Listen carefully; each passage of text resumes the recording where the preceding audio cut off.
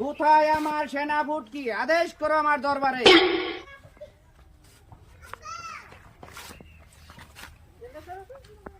আদেশ করুন মহাপুঙ্খা।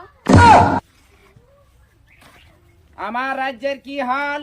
লম্বা হয়ে গেছে আমার বাল, কি দিয়ে কাটবো বাল? তুমি আমার সঙ্গে এসো, তুমি যে কথা বলেছো তোমাকে আমি দেখাই দিচ্ছি কি দিয়ে কাটবে বাল। তোমার পিছনে একটা আছে, এই যে শুকনা খাল, দিয়ে আসো তোমার দুটি বাল। না মহারাজ, আমি এটা করতে পারবো না। এসো আমার লগে, তুমি যদি ভিজাতে পারো না আমার সঙ্গে চলে আসো। মহারাজ, আমি বলো। ভিজাতে পারবো না আমার বাল। তো তুমি এক কাম করো, মাথাটা নিচু করো।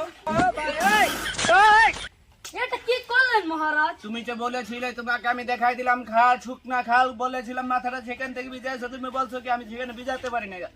এখন আমি ভিজিয়ে দিয়েছি। সেখানে ছিল পচা পানি, এখানে আপনি কি করে আপনার ভিতর কুলি পানি দিয়ে দিলেন? সেটাই তো ভালো করেছি। আজকে থেকে রাজ দরবার এখানে ভঙ্গ হলো।